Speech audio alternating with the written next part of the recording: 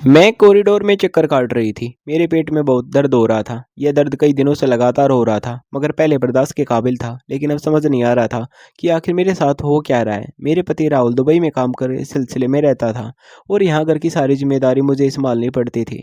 आज भी मुझे अकेले डॉक्टर के पास आना पड़ा था और इसी बात से मुझे और ज़्यादा तकलीफ हो रही थी। मन में बार बार यही ख्याल आ रहा था कि काश कोई मेरा साथ देने वाला होता, काश होता जो मेरा हौसला बढ़ाता। लेकिन मेरा ससुराल भी दूसरे शहर में था और मायका भी दूर था। राहुल ने बड़े शौक से ये घर बनवाया था।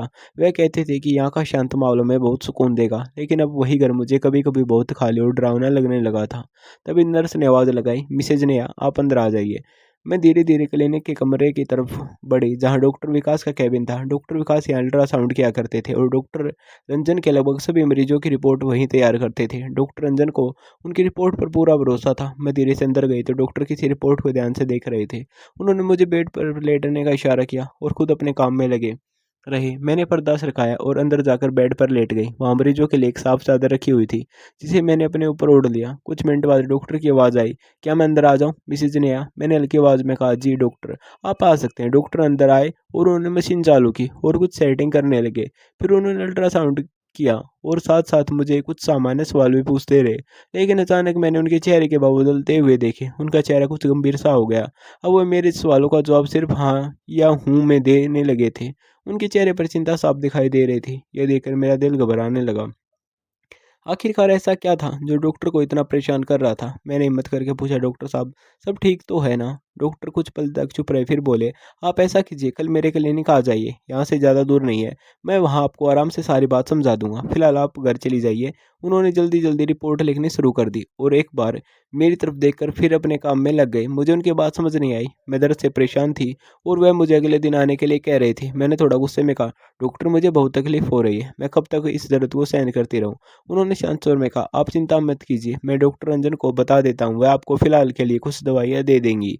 आप अभी आराम कीजिए। मैं कुछ नाराज होकर बाहर आ गई। बाहर आकर मुझे पता चला कि डॉक्टर रंजन को अचानक किसी इमरजेंसी केस के कारण अस्पताल जाना पड़ा था, इसलिए वह क्लिनिक में मौजूद नहीं थी। ऐसा अक्सर हो जाता था, लेकिन आज मेरी हालत ऐसी नहीं थी कि मैं ज़्यादा इंतजार कर सकूं। मैंने नर्स से कहा कि मुझे बहुत दर्द हो रहा है, कृपया मुझे कोई दवाई दे दीजिए। नर्स ने डॉक्टर से फ़ोन पर बात की और फिर मुझे कुछ गोलियां दे दी। मैंने वह फार्मेसी से पानी लिया और दवाई खा ली ताकि शायद दर्द थोड़ा कम हो जाए। घर आकर मैं बहुत देर तक रोती रही। मुझे अपनी ज़िंदगी बहुत अकेले लग रही थी। ऐसा लगता था जैसे हर तकलीफ मुझे अकेले ही सहनी है। मेरा पति दूर देश में काम कर रहा था और मैं यहाँ हर परेशानी में खुद ही लड़ रही थी। मैं रोते रोते थक गई थी। तभी राहुल का फ़ोन आ गया। मैंने अपनी सारी नाराज़गी और दुख उन पर निकाल दिया। वह मुझे समझाने की कोशिश करते रहे, लेकिन उस समय मेरा मन कुछ सुनने को तैयार नहीं था। मैंने फ़ोन काट दिया। थोड़ी देर बाद मुझे लगा कि दवाई का असर हो रहा है। दर्द धीरे धीरे कम होने लगा था और आखिरकार ख़त्म सा हो गया था। मुझे अगले दिन डॉक्टर विकास के क्लिनिक जाना था। यही सोचते सोचते मुझे नींद आ गई। सुबह जब पहले मेरी आँख खुली तो मेरा मूड पहले से काफ़ी बेहतर था। शायद आराम की दवा की वजह से मुझे अच्छी नींद आ गई थी। दर्द भी पहले से काफ़ी कम था। मैंने नौकरानी से नाश्ते के लिए कहा तो जल्दी से मेरा मनपसंद नाश्ता बना लाई। मुझे भी भूख लगी हुई थी, इसलिए मैंने आराम से नाश्ता किया और रोज़मर्रा के कामों में लग गई। इसी तरह दिन गुजर गया और शाम को मैं डॉक्टर विकास के क्लिनिक जाने के लिए तैयार हो गई। कुछ ही देर में मैं वहां पहुंच गई। डॉक्टर ने मुझे अपने कैबिन में बुलाया और बैठने का इशारा किया। फिर उन्होंने दरवाज़ा बंद कर दिया। यह देखकर मैं थोड़ा ऐसे हो गई, लेकिन डॉक्टर शांत भाव से मेरी तरफ आए और बोले, मिसेज नेहा, मुझे आपसे एक ज़रूरी बात करनी है। उनकी चेहरे की गंभीरता देखकर मेरा दिल तेज धड़कने लगा। मुझे समझ नहीं आ रहा था कि आखिर वह कौन सी बात है जो इतनी गंभीरता से कहना चाहते हैं। मेरा नाम नेहा है। मैं एक खुशहाल परिवार में पैदा हुई थी। पापा हमेशा कहते थे कि मैं उनके लिए बहुत खुशकिस्मती लेकर आई हूँ, क्योंकि जिस दिन मेरा जन्म हुआ उसी दिन उन्हें एक बहुत बड़ा व्यापारिक कॉन्ट्रैक्ट मिला था, जिससे उनकी उन्होंने कभी जिन उम्मीद भी नहीं की थी। उसी प्रोजेक्ट की वजह से उनका छोटा सा कारोबार बहुत तेज़ी से बढ़ने लगा था। पापा मुझे प्यार से परी कहकर बुलाते थे। मैं बहुत लाड प्यार में पली बड़ी थी। घर में कभी किसी चीज़ की कमी नहीं थी। लेकिन जैसे जैसे मैं बड़ी होने लगी, मुझे कभी कभी ऐसा महसूस होता था कि हमारे घर में कोई ऐसा राज है जिसे मुझसे छुपाया जा रहा है। कई बार मैंने मम्मी और पापा को किसी बात पर बहस करते हुए देखा, लेकिन जैसे ही मैं वहाँ पहुँचती वे दोनों हो जाते। मैं चाहकर भी उनसे उस बात का सच नहीं जान पाती थी। कॉलेज की पढ़ाई पूरी होने के बाद जब मैं छुट्टियों में घर पर थी, तब मैंने एक अजीब बात नोटिस की। पापा के ऑफिस जाते ही मम्मी ड्राइवर को गाड़ी निकालने के लिए कहती और कहीं बाहर चली जाती। पहले तो मैंने इस बात पर ज़्यादा ध्यान नहीं दिया, लेकिन एक दिन मैंने उनसे पूछ ही लिया, मम्मी आप रोज़ कहाँ जाती हैं? मेरे सवाल पर वह थोड़ी घबरा गई और बोली, नेहा बेटा, मैं जहाँ जाती हूँ वह मैं तुम्हें नहीं बता सकती। उनकी आवाज़ सुनकर मुझे बहुत हैरानी हुई। मैंने फिर पूछा, मम्मी ऐसी कौन सी बात है जो आप मुझे नहीं बता सकती? उन्होंने हल्की मुस्कान के साथ कहा, बेटा मैं बस अपनी कुछ सहेलियों से मिलने चली जाती हूँ, घर में बैठे बैठे बोर हो जाती हूँ।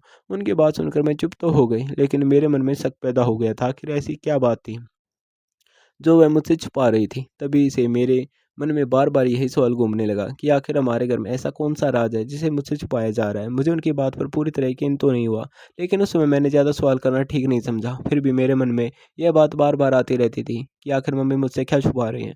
कुछ दिनों तक मैंने इस बात को नज़रअंदाज करने की कोशिश की, लेकिन जिज्ञासा दिन प्रतिदिन बढ़ती जा रही थी। एक दिन मैंने फैसला किया कि मैं खुद पता लगाऊंगी कि मम्मी आखिर जाती कहाँ है। अगले दिन मैं सुबह से ही तैयार होकर बैठ गई और जैसे ही पापा ऑफिस के लिए निकले, मम्मी ने ड्राइवर को गाड़ी निकालने के लिए कहा। मैं पहले ही घर से थोड़ा दूर एक टैक्सी बुलाकर खड़ी कर चुकी थी। जैसे ही मम्मी की गाड़ी घर से निकली, मैं भी टैक्सी में बैठ गई और ड्राइवर से कहा कि सामने जो जा रही गाड़ी का पीछा करो। ड्राइवर ने पहले तो मुझे अजीब नज़रों से देखा, लेकिन डबल किराया सुनकर मान गया।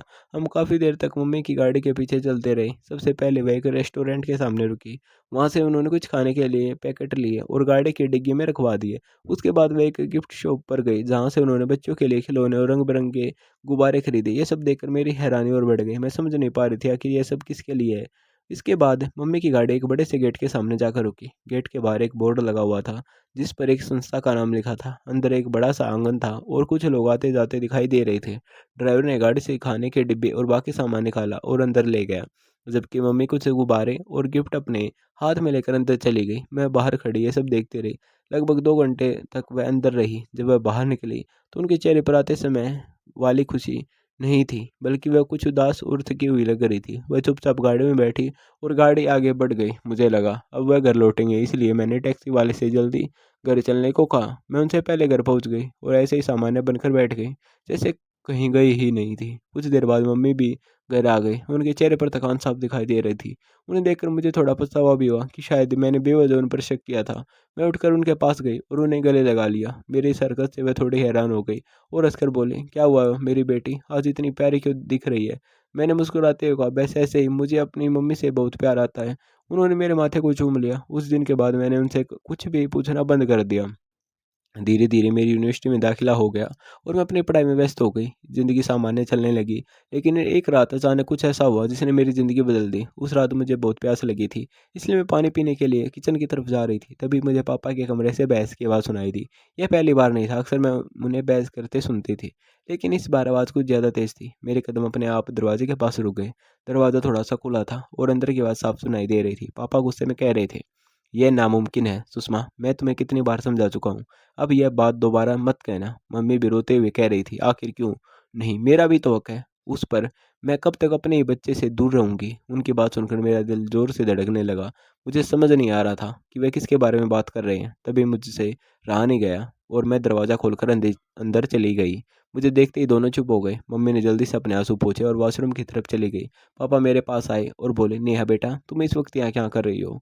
मैंने उनकी तरफ देखते हुए कहा, पापा आखिर क्या बात है? आप लोग हमेशा इस तरह से क्यों झगड़ते रहते हैं? मैं सब जानना चाहती हूँ। पापा पहले तो चुप रहे, फिर बोले, ऐसी कोई बात नहीं है बेटा, बस तुम्हारी मम्मी की तबीयत ठीक नहीं रहती। मैं उन्हें डॉक्टर के पास जाने को कह रहा हूँ, लेकिन वे मान नहीं रही हैं। मुझे उनकी बात पर यकीन नहीं हुआ। मैंने उनका हाथ पकड़कर कहा, पापा आप मुझसे सच क्यों छिपा रहे हैं? मैं बच्ची नहीं हूँ। अगर घर में कोई परेशानी है तो मुझे जानने का हक है। मेरी आंखों में आंसू आ गए। ये देखकर पापा भी भावुक हो गए। उन्होंने मुझे गले से लगा लिया। तभी मम्मी भी वापस आ गई और हमें इस हालत में देखकर रुक गई। कुछ पल कमरे में खामोशी छाई रही। फिर पापा ने गहरी सांस लेकर कहा, सुषमा अब हमारी बेटी बड़ी हो चुकी है, अब उसे सच बता देना चाहिए। मम्मी की आंखों में फिर से आंसू आ गए और वह चुपचाप कुर्सी पर बैठ गई। मैं घबराकर पापा की तरफ देखने लगी। तभी उन्होंने जो बताया वह सुनकर मेरे पैरों तले जमीन खिसक गई। उन्होंने कहा, नेहा, तुमसे पहले हमारा एक बेटा भी है, उसका नाम राज है। उनकी बात सुनकर मैं बिल्कुल स्तब्ध रह गई। मुझे ऐसा लगा जैसे जैसे किसी ने अचानक मेरे पैरों के नीचे से जमीन खींच लियो। मैंने हैरानी से पापा की तरफ देखा और काँपती आवाज़ में पूछा, पापा ये आप क्या कह रहे हैं? मेरा कोई भाई कैसे हो सकता? आपने मुझे कभी उसके बारे में क्यों नहीं बताया? पापा कुछ पल तक चुप रहे, फिर धीरे-धीरे सारी बात बताने लगे। उन्होंने कहा कि मेरी और तुम्हारी मम्मी की शादी हमारी अपनी पसंद से हुई थी। हम दोनों एक-दूसरे को बहुत चाहते थे, लेकिन हम आपस में फर्स्ट कज़न थे। शादी के कुछ साल बाद हमारा पहला बच्चा हुआ, एक बेटा जिसका नाम हमने राज रखा था। वह बहुत प्यारा और बहुत सुंदर बच्चा था। जब वह पैदा हुआ तो पूरे घर में खुशियों ही खुशियाँ थी, लेकिन कुछ समय बाद हमें महसूस हुआ कि राज दूसरे बच्चों की तरह नहीं बढ़ रहा है। उसकी हरकतें अलग थी, वह ठीक से बोल नहीं पाता था और उसका शरीर भी कमज़ोर रहता था। हमें हम उसे कई डॉक्टरों के पास लेकर गए। शुरू में डॉक्टरों ने कहा कि शायद वह धीरे-धीरे ठीक हो जाएगा, लेकिन जब बड़े डॉक्टरों ने जाँच की तो उन्हें बताया कि रात को दिमाग से जुड़ी एक गंभीर समस्या है जो जन्म से ही है और इसका पूरा इलाज संभव नहीं है। ये सुनकर हमारे पैरों तले ज़मीन खिसक गई। तुम्हारी मम्मी तो जैसे टूट ही गई थी। वह दिन-रात राज के पास बैठी रहती, उसे अपने हाथों से खिलाती, उसे सुलाती और उसकी हर छोटी-बड़ी ज़रूरत का ख्याल रखती थी। समय बीतता गया और राज 5 साल का हो गया, लेकिन उसकी हालत में ज़्यादा सुधार नहीं आया। तब एक डॉक्टर ने हमें बताया कि ऐसा हमारी कज़न मैरिज की वजह से भी हो सकता है, क्योंकि जब परिवार में लगातार कज़न मैरिज होती रहती है, तो बच्चों में ऐसी बीमारियाँ होने का खतरा बढ़ जाता है। ये सुनकर हम दोनों बहुत डर गए थे। हमें लगा अगर हमने फिर बच्चा किया तो कहीं वही समस्या दोबारा न आ जाए। लेकिन किस्मत को शायद कुछ और ही मंज़ूर था। कुछ समय बाद तुम्हारी मम्मी फिर से गर्भवती हो गई। उस समय हम बहुत घबरा गए थे। मैंने तो यहाँ तक सोचा कि ये गर्भ खत्म करवा दिया जाए, लेकिन डॉक्टरों ने बताया कि ऐसा करना तुम्हारी मम्मी की जान के लिए खतरनाक हो सकता है। इसलिए हमें इंतज़ार करना पड़ा और फिर तुम इस दुनिया में आई। जब तुम पैदा हुई तो तुम बिल्कुल स्वस्थ थी। उस दिन हमें लगा जैसे भगवान ने हमें एक नई उम्मीद दे दी हो। लेकिन उसी समय हमारे सामने एक और मुश्किल खड़ी हो गई। राज की हालत दिन ब दिन और कमज़ोर होती जा रही थी। तुम्हारी मम्मी का सारा ध्यान उसी पर रहता था और मुझे डर था कि कहीं इसका असर तुम्हारी परवरिश पर न पड़े। इसलिए मैंने एक बहुत कठिन फैसला किया। मैंने राज को एक ऐसे केंद्र में भेज दिया जहाँ विशेष ज़रूरत वाले बच्चों की देखभाल की जाती है। वहाँ उसके लिए हर तरह की सुविधा थी। मैंने वहाँ के लोगों को अच्छी रकम दी थी और उसकी देखभाल के लिए एक भरोसेमंद नौकरानी भी रखी थी। लेकिन तुम्हारी मम्मी इस फैसले से कभी खुश नहीं हुई। उनका दिल हमेशा राज के लिए तड़पता रहा। इसलिए वह रोज़ उनसे मिलने वहाँ जाती थी। लेकिन मैं नहीं चाहता था कि तुम्हें ये सब पता चले, क्योंकि मुझे डर था कि कहीं तुम्हारे मन पर इसका गलत असर न पड़े। पापा की बात सुनकर मेरी आँखों से आँसू बहने लगे थे। मुझे समझ नहीं आ रहा था मैं क्या कहूँ। मेरे दिल में अपने भाई के लिए बहुत दया और प्यार उमड़ आया था। मैंने पापा से कहा कि भाई को घर ले आइए, वह हमारा ही खून है, उसे किसी और जगह क्यों रखना चाहिए। मेरी बात सुनकर पापा कुछ देर चुप रहे, लेकिन मेरी जिद के आगे उन्हें झुकना पड़ा। अगले ही दिन हम राज को घर ले आए। जब मैंने पहली बार अपने भाई को देखा तो मेरी आंखें भर आई। वह सच में बहुत सुंदर था, लेकिन उसके चेहरे पर एक मासूमियत थी, जैसे वह अभी एक छोटा बच्चा हो। वह व्हीलचेयर पर बैठा था और हमें देखकर मुस्कुरा रहा था। मम्मी की आंखों में खुशी के आंसू थे। इतने सालों बाद वो अपने बेटे को अपने घर लाई थी। धीरे धीरे घर का माहौल बदलने लगा और मम्मी दोनों मिलकर राज को बहुत ख्याल रखने लगे। राज भी मुझे देखकर खुश हो जाता था। मैं उसके लिए रोज़ चॉकलेट और खिलौने लाती थी और वो बच्चे की तरह खुश हो जाता था। उसकी बातें कभी-कभी वो इतनी मासूम होती थी कि हमें हँसी भी आ जाती थी और कभी-कभी दिल पर भी भर आता था। इस तरह समय गुज़रता गया और मेरी पढ़ाई पूरी हो गई और कुछ समय बाद मेरी शादी राहुल से हो गई। राहुल बहुत अच्छे इंसान थे। वे मुझसे बहुत प्यार करते थे। शादी के बाद मैं अपने नए घर में आ गई और ज़िंदगी धीरे-धीरे आगे बढ़ने लगी। राहुल का काम ऐसा था कि उन्हें अक्सर विदेश जाना पड़ता था। कभी-कभी वे कई महीनों तक बाहर रहते थे, लेकिन जब भी वापस आते तो मेरे लिए बहुत सारा समय निकालते थे। हमारी ज़िंदगी सामान्य और खुशहाल चल रही थी, लेकिन एक दिन मेरी तबीयत अचानक खराब रहने लगी। पेट में दर्द रहने लगा और मुझे समझ नहीं आ रहा था कि आखिर ये क्या हो रहा है। उसी वजह से मैं डॉक्टर के पास गई थी और डॉक्टर विकास ने जो बात मुझे बताई थी उसने मुझे अंदर तक हिला दिया था। डॉक्टर ने कहा था कि मैं गर्भवती हूँ, लेकिन साथ ही उन्होंने ये शक भी जताया था कि मेरे पेट में पल रहा बच्चा शायद शारीरिक रूप से पूरी तरह स्वस्थ न हो। ये सुनकर मेरे होश उड़ गए थे। 3 साल बाद मुझे माँ बनने की खबर मिली थी और उसी के साथ इतनी डरावनी बात भी। मेरा दिल घबराने लगा। मैं रोते हुए डॉक्टर से पूछने लगी, डॉक्टर साहब, मुझे तो पता ही नहीं चला कि मैं गर्भवती हूँ। उन्होंने मुझे समझाते हुए कहा, ऐसा कभी कभी हो जाता है, खासकर जब पहला बच्चा हो तो। महिला की शुरुआत में ज़्यादा अनुभव नहीं होता। फिर उन्होंने धीमी आवाज़ में कहा, अगर आप चाहें तो अभी एक फैसला लिया जा सकता है। उनकी बात सुनकर मैं चौंक गई। उन्होंने कहा कि बेहतर होगा आप ये गर्भ गिरा दें, क्योंकि अगर बच्चा अस्वस्थ हुआ तो आगे चलकर बहुत परेशानी हो सकती है। उनकी ये बातें सुनकर मुझे बहुत गुस्सा आ गया। मैंने तुरंत कहा, नहीं डॉक्टर, मैं ऐसा बिल्कुल नहीं करूँगी। ये मेरा बच्चा है और मैं उसे किसी भी हालत में जन्म दूँगी। मैं रोती हुई वहाँ से बाहर निकल आई, जबकि डॉक्टर बार-बार कहते रहे कि वे मेरी भलाई के लिए कह रहे हैं। घर पहुँचकर मैं बहुत देर तक रोती रही। मेरा दिल बहुत घबराया हुआ था, समझ नहीं आ रहा था कि क्या करूँ। डॉक्टर की बातें बार-बार मेरे दिमाग में घूम रही थी, लेकिन मेरे दिल ने साफ कह दिया था कि मैं अपने बच्चों को कोई नुकसान नहीं पहुँचाऊँगी, चाहे कुछ भी हो जाए। कुछ देर बाद मैंने हिम्मत करके राहुल को फ़ोन किया और उन्हें सब कुछ बता दिया। वे भी कुछ देर तक खामोश रहे। फिर मुझे समझाने लगे कि जो भी होगा हम मिलकर सामना करेंगे। उनकी बातों से मुझे थोड़ा हौसला मिला, लेकिन असली हैरानी तो तब हुई जब मैंने ये बात मम्मी को बताई। उन्होंने भी मुझे चुपचाप सुना और फिर धीरे से कहा कि बेहतर होगा तुम ये बच्चा गिरा दो। उनकी ये बात सुनकर मुझे बहुत दुःख हुआ। मैंने हैरानी से उनकी तरफ देखा और पूछा, मम्मी क्या कोई माँ अपनी औलाद को मार सकती है? मेरा सवाल सुनकर वह चुप हो गई। शायद उन्हें अपने ही सवाल का जवाब मिल गया था। मैं भी एक माँ बनने वाली थी और अपने बच्चे के बारे में ऐसा फैसला लेना मेरे लिए नामुमकिन था। मैंने तय कर लिया कि अब जो भी होगा भगवान पर छोड़ दूंगी। उसके बाद मैंने डॉक्टर के पास जाना भी कम कर दिया और ज़्यादा जांच करवाना भी छोड़ दिया। बस दवाइयाँ लेती रही और भगवान से प्रार्थना करती रही। घर में कई लोग मुझे समझाते थे कि डॉक्टर की बात मान लो, लेकिन मेरा दिल नहीं मानता था। समय धीरे धीरे बीतता गया और आखिर वह दिन भी आ गया जब मेरे बच्चे का जन्म हुआ। डॉक्टर और नर्स सब हैरान रह गए क्योंकि मेरा बच्चा बिल्कुल स्वस्थ था। उसे देखकर मेरी आंखों में खुशी के आंसू आ गए। डॉक्टर ने सारी रिपोर्ट देखकर मुस्कुराते हुए कहा, कभी कभी भगवान की मर्जी इंसानी अंदाजों से बड़ी होती है। मैंने अपने बच्चे को सीने से लगाया और भगवान का शुक्र अदा किया जिसने मेरी उम्मीद और मेरे विश्वास को टूटने नहीं दिया। दोस्तों, अगर आपको ये कहानी पसंद आई हो तो अपनी राय ज़रूर बताएं, और अगर आपको कहानी अच्छी लगी हो तो इसे लाइक और शेयर करना न भूलें। और दोस्तों, हमारे चैनल को सब्सक्राइब